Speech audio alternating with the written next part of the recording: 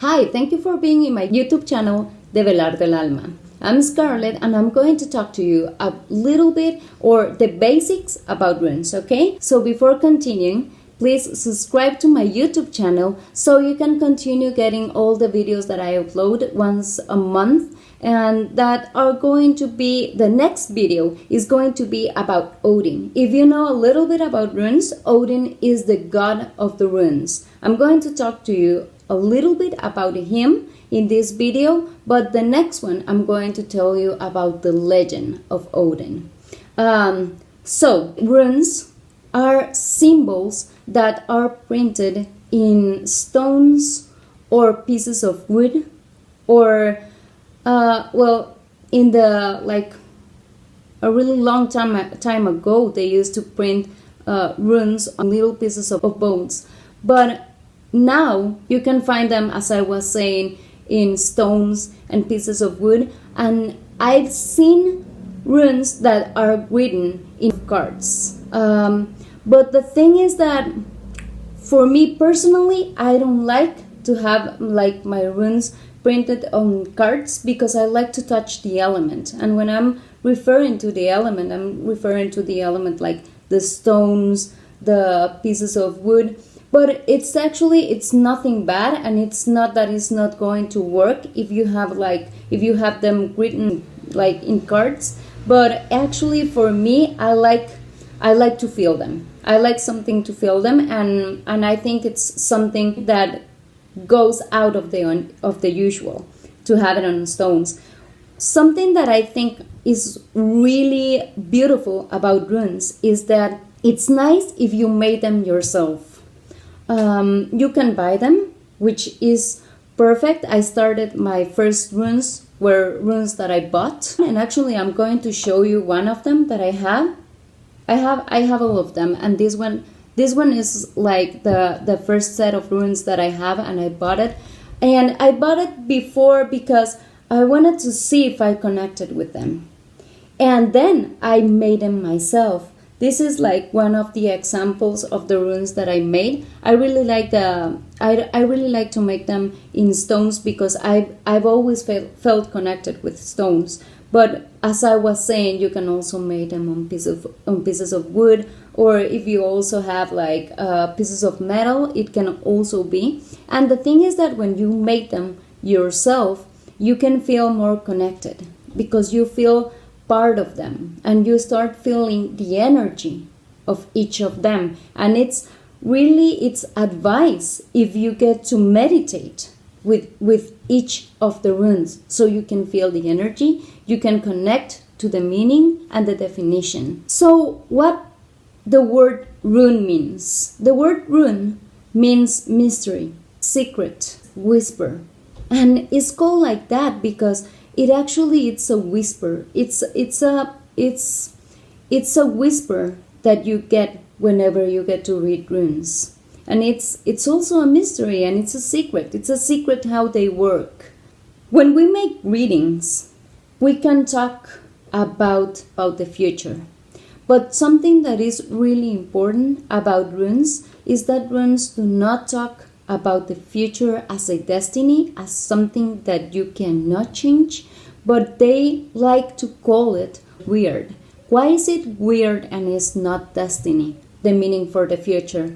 It actually refers, when the runes talk about weird, it refers that with every step you make, you are taking different paths. So, for example, if you have in the short-term future, you have something that you really like that is going to happen, something really good, you can continue in that path. But if there is not something that is going to come, and that is something that you really don't want to happen, is really important that you know that runes act as warnings. So they are saying what you are doing right now in the present, and that you can change it. That's something really important that you always have to know whenever you read runes. Another thing is that when you are reading runes and you get the information from runes, it's really beautiful how you get to see that you are part of the whole universe, because runes know you. Runes know your soul. And actually, it's like it's like your soul is connecting to the runes, and it's the runes that are the tools that gives you the message from your soul. So that's something really important. Is that it's really important that you know and you get the real value of things. Sometimes we think that material things have more value than even life.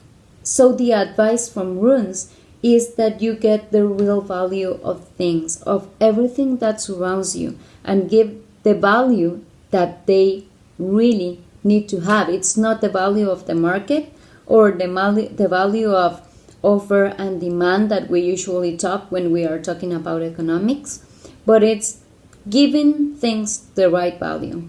The second advice, to be responsible of our own acts. This means that whatever you do, whatever you desire to do, be responsible of that act. Be responsible if it goes right, and be also responsible if it goes wrong. And the third one is to live with the example. And this means that it's more important actions than words. So always be worthy of your own acts. So that's something really important. Also, it's important to know that whenever you talk about runes, you are also talking about the alphabet that runes have. As we have the alphabet, the A, B, C, D, runes also have it, but it's called the Futhark. It's called Futhark because it defines the first 6 runes that start in the alphabet, or in the rune alphabet, let's say it. So the first one is going to be Fehu, which is, I'm going to show them to you. This one is the first one, that is Fehu. Then we have Uruz. Let me see if I get to find Uruz. This one is Uruz. If you see, I've painted my runes different. Like I use different kinds of stones. You can use the stones that you find in a river. You can buy the stones also if you don't have nowhere to take them from. Or you can get creative with runes. That's the beauty with runes. You can get creative. The other rune is Thurisaz, which has the symbol is kind of a thorn. Futhark. So we also have Ansuz, which is this one. I just repainted them. I'm just starting to know if I like the purple color in my runes. I don't know if I have to change it, but you can do whatever you like with runes. And the other one is Raido, which is an R actually. And we also have Kenaz, and Kenaz is in here. So when you talk about runes and you're talking about the Futhark, you're going to hear people that they are working with one Futhark or the other one. Okay, so there are 3 kinds of Futhark. The first Futhark is the Elder Futhark, which has 24 runes. Then we have the Anglo-Saxon, and it has 33 runes, and the young one has 16 runes. So where do runes come from? So who created runes? And there is one legend that is going to be really important for you to know, and it's the creator is called Odin. Odin is the god of runes, but at the same time is known to be the Lord of Wisdom, because he's the one that gets the whole knowledge of runes. So when you hear about runes, you are going to hear a lot about Odin. But I'm going to tell you the legend of how Odin gets the wisdom for runes on my next video. So if you like the video, don't forget to say that you like it. You can also comment, and please subscribe so you can get the notice when I upload another video, okay? Thank you, and see you again in my next video about the legend of Odin.